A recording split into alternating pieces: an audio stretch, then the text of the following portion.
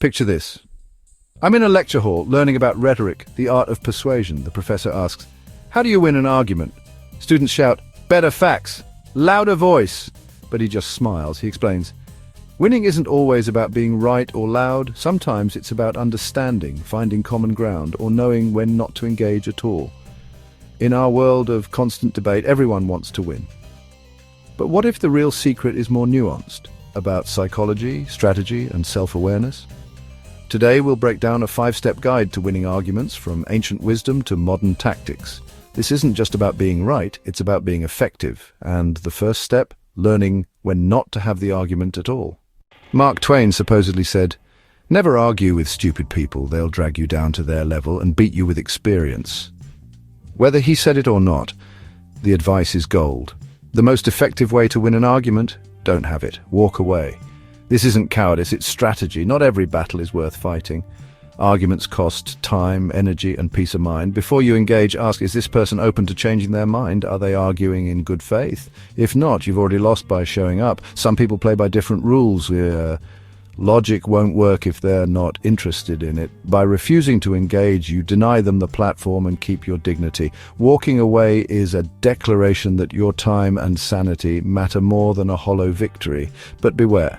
Avoiding every disagreement creates an echo chamber. If you only hear your own views, your arguments become weak and brittle. The key is discernment.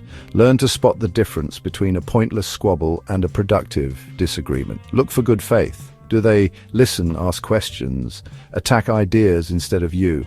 If not, it's not worth your energy. The goal isn't to avoid all conflict. Conflict can help us grow. The goal is to curate your arguments, saving your energy for conversations that matter. Be the bouncer at the door of your own mind. Refuse entry to pointless, draining arguments. This is the first level of argumentative mastery, knowing when to speak and when to stay silent. When you master this, you filter out most unwinnable arguments and conserve your resources for the battles that count. But what if you're in a real disagreement and realize you're wrong? That's the next level, learning how to lose on purpose, to win something more valuable. Let me share a story. My roommate and I had a rule: whoever finishes the cookies buys the next pack. One night the jar was empty. I was sure he'd finished them, so I accused him. He denied it. We argued, voices rising over something trivial. Then I paused. What was the real goal? To prove I was right, or to keep the peace and have more cookies?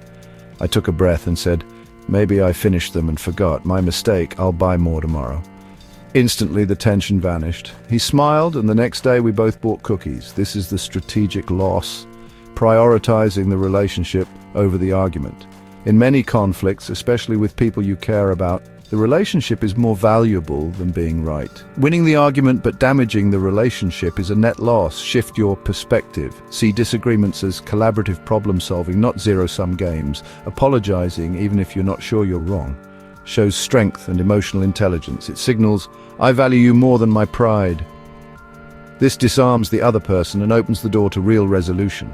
Think of it as social lubricant. Pride creates friction. A strategic apology keeps relationships running smoothly. Of course, don't use this with people who'll exploit it. It's for valuable relationships built on respect. In most daily disagreements, the strategic loss is the ultimate win. It's playing the long game. Next time you're in a heated argument, ask, do I want to be right or do I want to be happy? Sometimes the smartest move is to lose on purpose. We've learned to avoid pointless fights and to lose trivial ones strategically, but what about arguments that matter? Where the goal is genuine understanding or even changing someone's mind? Enter Socrates. His method? Ask questions. Don't make statements. He'd find experts and simply ask them to explain their beliefs, helping them examine their own logic. This is the Socratic method. Diffusing arguments and strengthening your position by asking, not telling. People are more likely to be persuaded by conclusions they reach themselves. When you state a fact, you invite defiance. When you ask a question, you invite collaboration. For example, if someone says all taxes are theft, don't argue. Ask, what do you mean by theft? Or what services should a government provide? These questions force them to articulate their reasoning, often revealing cracks in their logic. You're not pointing out flaws. You're helping them discover them. Asking clarifying questions shows you're listening and builds rapport, lowering defenses. The conversation shifts from a battle to a puzzle you're solving together. Ask open-ended, genuinely curious questions, not gotchas. Your tone matters. Be humble, not condescending.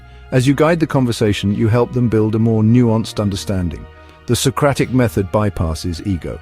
People can change their minds without losing face. It's also a great way to test your own beliefs. Sometimes their answers are stronger than you expect. True Socratic dialogue is mutual exploration, not a one-way street. This is a high-level skill. Patience, empathy, and curiosity are key. When you master it, you become a facilitator, not just a participant. You diffuse tension, build understanding, and guide the dialogue to a logical conclusion without ever saying you're wrong.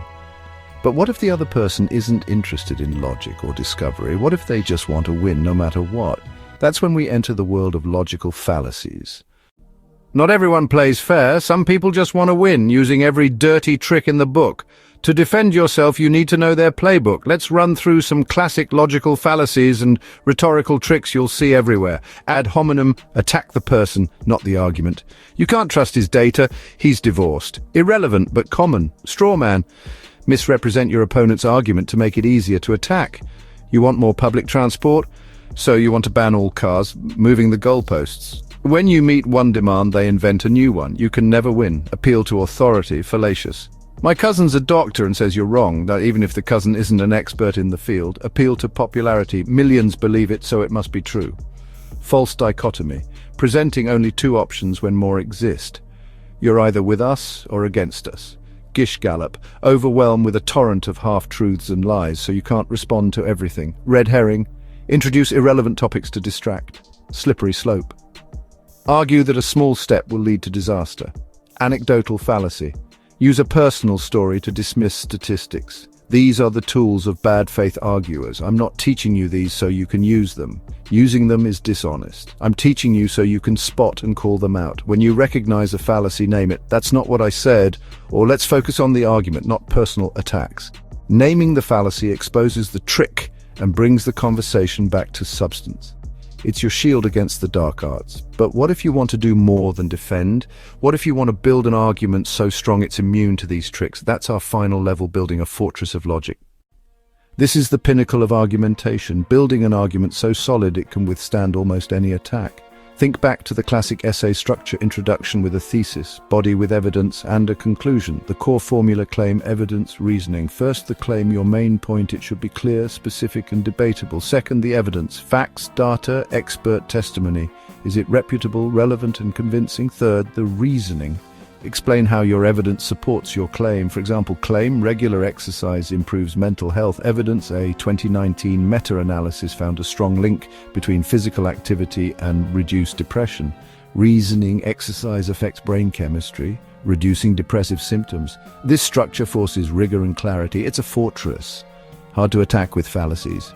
Your opponent must engage with your substance, not just shout you down.